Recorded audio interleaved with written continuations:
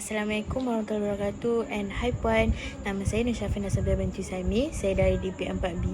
First of all, saya ingin mengucapkan terima kasih kepada Allah SWT kerana memberi kekuatan untuk menyiapkan final project ini, dan saya juga ingin merakamkan ribuan terima kasih kepada puan kerana telah banyak memberi guideline untuk saya menyiapkan projek ini dan juga support untuk menyiapkan projek ini dengan lebih bagus dan baik. Okey, ini adalah slide yang saya telah buat untuk final project Digital Entrepreneurship Development. Page Facebook advertising, paid marketing for your cyber sale. Membuat satu FB ads. Saya telah memilih campaign, iaitu saya telah membuat satu video mengenai bisnes saya. Video itu berkaitan dengan cara-cara membuat sate, cara-cara mencucuk sate, cara-cara membuat kuah sate dan cara-cara untuk membakar sate. Dengan ini saya rasa customer akan lebih mengenali produk saya dan mereka akan try untuk cuba masa akan datang. Dan ini adalah FB ad saya. Ini adalah video campaign yang telah saya buat.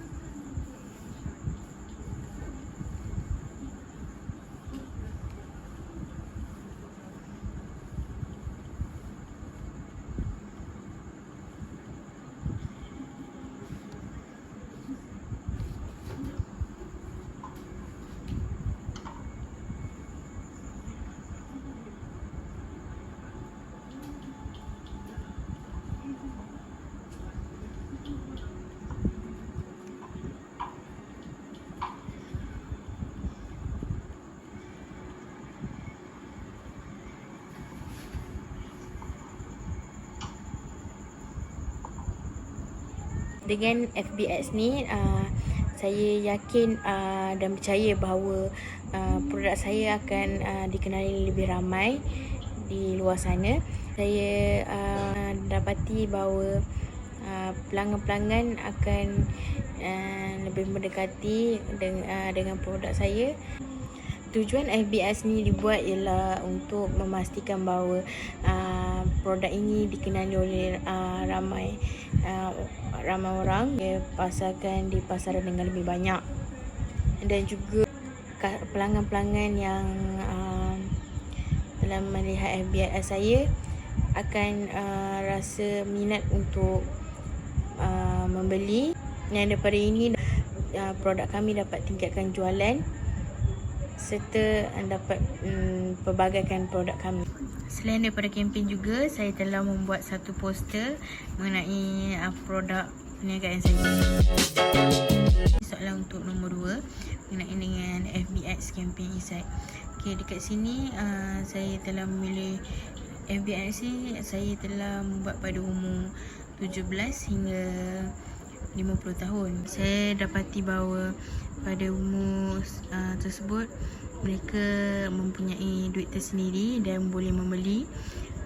Umur yang saya pilih itu ada a good financial income, so that dia boleh membeli produk saya. Okay, untuk FBX location, saya telah memilih beberapa tempat, iaitu 5 tempat di mana saya mahu pasarkan di Shah Alam, di Kuala Lumpur, di Pekan, Kuantan dan juga Terengganu. Saya juga telah membuat FBX selama 2 hari dan ini ialah result yang pertama. Saya telah mencapai reach sebanyak 793 dan impression 844 dan likers sebanyak 29 orang. Dan ini dapat saya dapat merasakan bahawa produk saya telah dikenali ramai. Saya yakin bahawa produk saya boleh pergi dengan lebih jauh. Apakah itu insight? Apakah itu insight? Melalui insight, kita akan dapat terbentuk satu interaksi yang konsisten dengan konsumer kita. Seperti contoh, baik dalam hal dalam pemasaran, penjualan dan pelayanan, dan juga berintegrasi pada jalur penyampaian layanan kita. Ini kita boleh membuat satu peningkatan dalam penjualan produk atau layanan dari perusahaan, dan juga kita dapat menambahkan informasi untuk kita penambahbaikan dalam perniagaan. Untuk itu, kita memerlukan pengetahuan yang lebih banyak dan pemahaman yang lebih lanjut berkaitan hal ini, kerana untuk dibahas dengan lebih lanjutnya. Harapannya dia boleh mendapat tambahan informasi dari pelanggan saya dan juga boleh membantu dalam meningkatkan penjualan produk serta layanan dan usahaan. 5 komponen penting dalam insight ni, kita dapat mengumpul data, dapat analisis data, dapat optimalisasi data, dan kita juga dapat membuat kempen menganalisa peribadi customer kita. Jadi bagi saya, database pelanggan sangat penting kerana untuk kita membuat satu analisa dalam perniagaan. This is reach untuk FBX dalam masa 1 hari. Okay, untuk soalan yang ketiga, apakah strategi pemasaran yang digunakan untuk meningkat penjualan?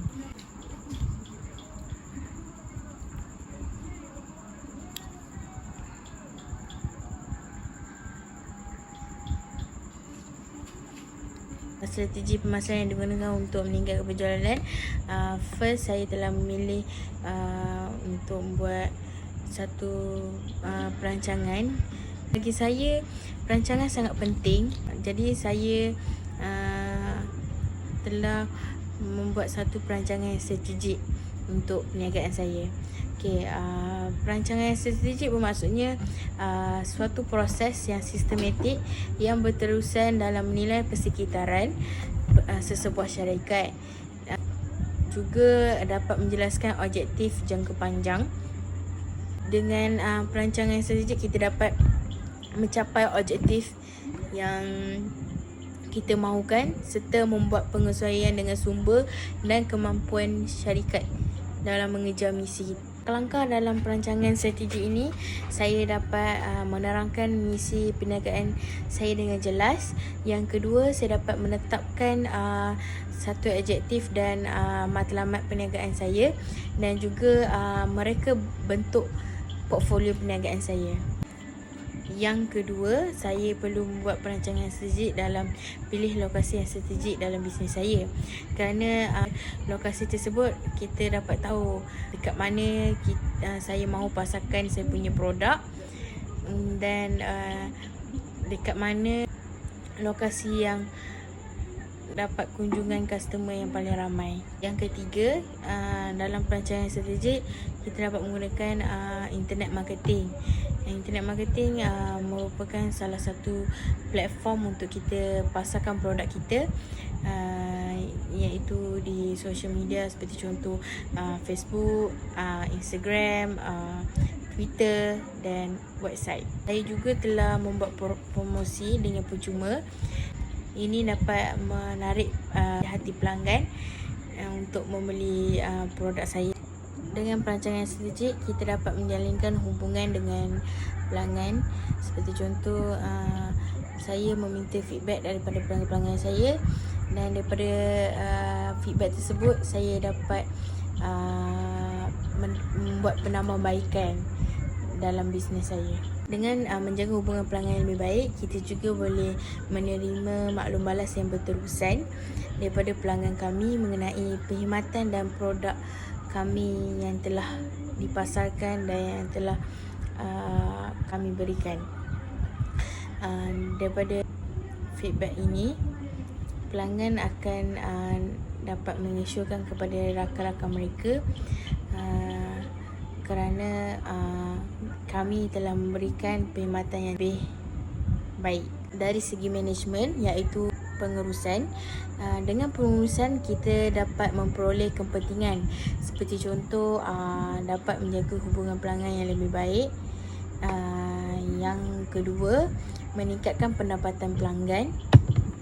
Yang ketiga, maksimumkan jualan. Dan akhir sekali, mengoptimumkan pemasaran. Seterusnya, meningkatkan pendapatan pelanggan. Dengan promosikan produk, kita akan dapat menjangkau satu set pelanggan yang berbeza, dan bukan satu-satunya yang telah membeli produk kita. Dan dengan itu, ianya sangat berkesan untuk meningkatkan pendapatan pelanggan kita. Yang ketiga, dapat memaksimumkan jualan. Ini dilakukan dengan berhubungan dengan pelanggan, dan kami telah mendapat idea tentang apa yang mereka mahu dari segi keperluan dan corak pembelian. Kemudian maklumat ini akan disimpan dengan baik di pangkalan data dan boleh diakses oleh semua jurujual dan eksekutif syarikat. Akhir sekali, optimumkan pemasaran. Dengan pengurusan perhubungan pelanggan, kita dapat memahami keperluan dan tingkah laku pelanggan kita, dan ini ia boleh mengenal pasti masa yang tepat untuk kita pasarkan produk kita, dan kita tidak akan membuang masa untuk memasarkan produk. Apabila bisnes kami telah mempromosikan produk kami kepada pelanggan, dengan itu kita dapat memaksimumkan jualan. Dengan ini juga kita dapat memberi gambaran kepada kumpulan pelanggan yang paling menguntungkan. Dengan maklumat ini kita dapat sasarkan kumpulan prospektif yang sama dengan pada masa yang betul. Strategi seterusnya tentang social media. Pada masa sekarang, media sosial banyak digunakan oleh masyarakat. Jadi sudah tentu kami promosikan perniagaan kami di media sosial untuk meluaskan saham pasaran kami. Kami memilih media sosial kerana media sosial adalah cara yang paling mudah dan tidak memerlukan kos yang tinggi untuk memperkenalkan perusahaan perniagaan kami kepada orang ramai.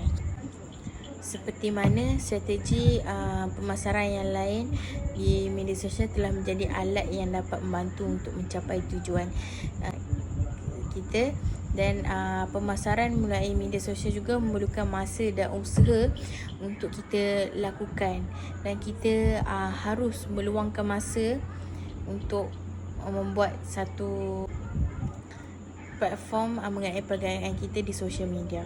kami telah mempromosikan produk kami di social media seperti Facebook, Instagram dan juga website. Kami juga telah membuat satu website untuk pelanggan kami supaya pelanggan kami mengetahui dengan lebih lanjut tentang produk dan masih update dengan produk-produk baru yang akan kami pasarkan. Social media ini juga dijadikan sebagai satu platform untuk mempromosikan dan memasarkan produk kami kerana ia digunakan sebagai pusat jualan, dapat mempromosi secara percuma kepada pelanggan dan juga khidmat pelanggan dan dapat menjimatkan kos. Website ini kami telah menggunakan dengan cara Wix dan kami membuat satu website daripada platform tersebut. Jadi ini adalah website homepage saya. Dengan adanya website dan pelanggan kami akan lebih mengetahui lebih lanjut tentang produk dan sentiasa update dengan produk yang kami pasarkan. Dengan ini, kami dapat merapatkan hubungan dengan lebih baik dengan pelanggan kami kerana ia dapat berkomunikasi antara satu sama lain. Serta perniagaan kami akan dikenali ramai dan dapat menaikkan jualan seharian kami. Dan kami dapat pasarkan jualan kami dengan lebih jauh dan untungkan perdagangan kami pada masa akan datang. Empat, ialah tindakan peningkatan kualiti perniagaan yang berterusan. Kami membuat kajian ini kerana ia adalah data yang penting untuk kita dan ini dapat meningkatkan kualiti produk dan perkhidmatan kami. Yang kedua, kita perlu ambil tahu dan fokus mengenai pelanggan kita. Seperti contoh, kita perlu sentiasa ambil tahu apa yang pelanggan kita mahukan dan ingin pada masa tersebut. Dan kita perlu fokus pada kehendak dan keinginan mereka. Yang ketiga, sentiasa membuat penilaian bila memulakan proses untuk kita tahu sama ada produk atau perkhidmatan kita diterima baik oleh pelanggan atau tidak.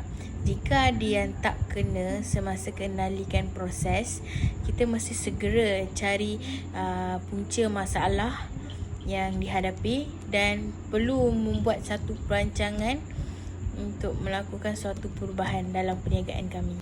Yang keempat, pastikan pekerja yang betul di tempat yang betul. Kerana dengan ini kita mesti mampu untuk membaca pekerja yang berkaliber dan committed dalam melaksanakan tugas dengan efisien. Terutamanya sekali selepas kita membuat keputusan tentang penambahbaikan atau peningkatan yang akan dibuat dalam perniagaan kami. Ia dapat melicingkan perjalanan dan dapat mencapai matlamat yang dikehendaki. Yang terakhir sekali, jangan cepat puas hati dengan prestasi sedia ada. Kita perlulah sentiasa membuat pemantauan dan penilaian kerana penambahbaikan perlu berlaku secara berterusan. Ia dapat membantu dalam merancang apa yang kita perlu perbaiki. Walaupun perubahan itu berlaku sangat kecil, ia dapat memberi impak yang sangat besar. Perubahan ini perlu dititik beratkan kerana pelanggan yang akan sentiasa berubah dan mereka lebih bijak. Jika kita tidak membuat sebarang perubahan, maka mereka akan tinggalkan dan mencari penjual yang lebih bagus dan lebih baik. Sekian daripada pembentangan saya untuk final project dan terima kasih kepada Puan untuk sudi mendengar presentation ini. Dan untuk pesanan yang terakhir kepada saya, semoga Puan sentiasa sihat and stay healthy and stay at home.